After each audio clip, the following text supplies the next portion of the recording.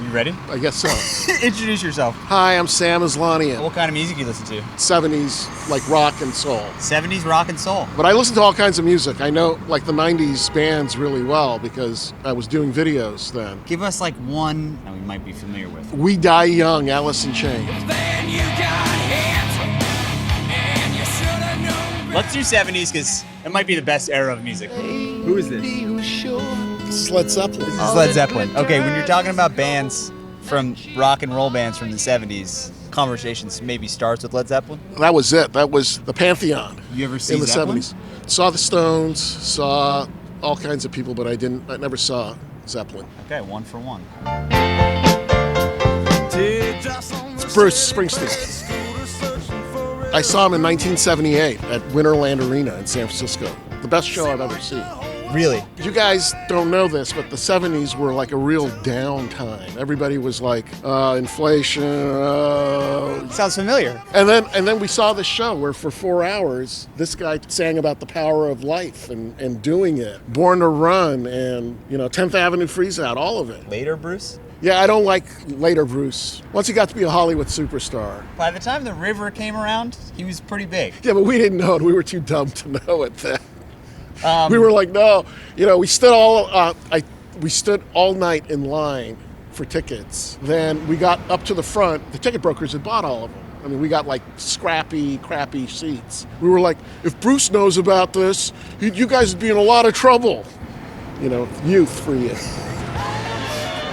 This is Derek and the Dominos, not Eric Clapton. Oh, why do you say not Eric Clapton? A little bit of a long story. There was a radio station contest where they were giving away a jukebox. Okay. And they would play 3 seconds of a song. And they played that, and I was going to say Eric Clapton, and my best friend slapped me and said, no, it's Derek and the Dominos. But Derek and the Dominos is Eric. Fronted by Eric Clapton? Yeah. But like, if I said Eric Clapton, would I be right? I would give you. Okay. Credit for that. You wouldn't have won the Did you win the speaker? The jukebox? The jukebox? Jukebox and 80 records. Yep. It's my girl. It's Joni Mitchell.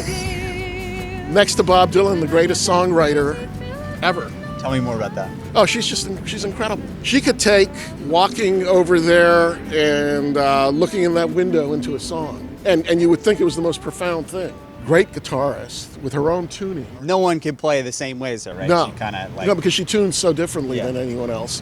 She's a really great piano player. She's a great painter, true artist. When did you get into Joni Mitchell? When I was in college, I was very unsure of myself, and I remember just putting her music on, and it was very soothing. What was it like going to college in LA? Did you get to see a lot of shows? Did you go to, the Whiskey and the Troubadour and stuff? No, not when I was in college. When I was in San Francisco, that's where I grew up, that's where I'm from.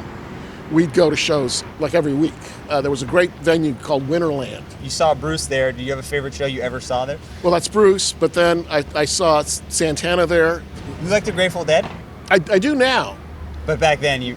No, because the kids that liked them were so different than we were. What does that mean? Well, we'd walk around and be like, what, you want a piece of me? Come on. The Bruce guys were tough guys, and the Dead and guys they were always like no shoes on. like dancing around, and it's like, what are you dancing about? Queen of Soul, Aretha. Yeah. At age 11, I saw her at the Fillmore West. The famous show that's the Aretha Live at Fillmore.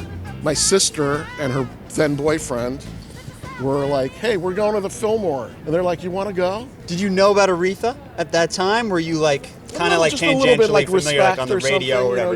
Yeah, like the pop hits. What was the performance like? It was really great. The big difference is nobody rushed the stage. They had blankets in front, and people kind of came and went, put their blanket out, listened for a while, cheered, then went away. It was much more relaxed. We're going for 160.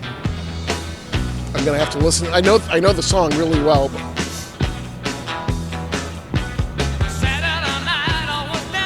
This is the Hollies. Yes, it is. I know them from when they were a pop band, like the Bus Stop and stuff like that. And then when they did this, a lot of people thought that was Creedence Clearwater. Yeah, it sounds like it. That's thought why you it's a could tricky fool- one. you thought I you didn't think I could fool you. I had a feeling you'd get that one. I mean, if you listen to my favorite artist, David Bowie. His song DJ Yeah. sounds like the Talking Heads. What's your favorite David Bowie album? I've always been a big fan of Station to Station because that's kind of like right when I was the prime of teenagerhood. I remember when I got my first little stereo, I went to the record store. I had money for 2 8-tracks. One was the Carpenter's Greatest Hits, because, I'm like 11 years old or 12 years old. The other one was The Rise and Fall of Ziggy Stardust and the Spiders from Mars, purely from, I looked on the back, and the titles were all science fiction.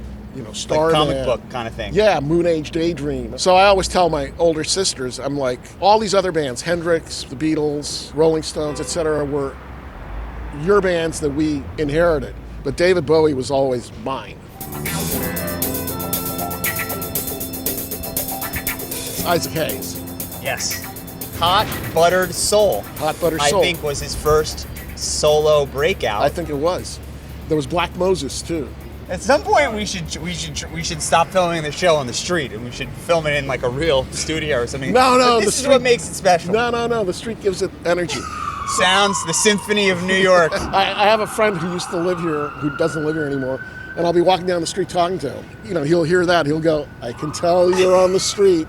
So, what's it, 320? You have 320, yeah. This is for $640. Is it Dylan? You dipped into the 60s there. This is a later release. It's from the Basement Tapes. Later on. Oh, so okay. He actually wrote this song. Yeah, because the Byrds do it. He wrote it for the Byrds. Yeah. And they originally released it, and then he put out his version later. So a little tricky one. So you worked on a Bob Dylan music video? Yeah. At one point? There was a movie called Wonder Boys with Michael Douglas, and Bob Dylan did the title song, and they wanted to do a video for it. How was Bob? He was great. We were told, don't look, by the label person. Don't look at him. Don't talk to him. He'll just leave, and then it's on you. So we were doing a 3-day shoot, actually. Middle of the second day, he goes, hey, everybody, stop. What did I do? Why aren't you talking to me? What? I took a shower. What? And then after that, it was just like fun and games.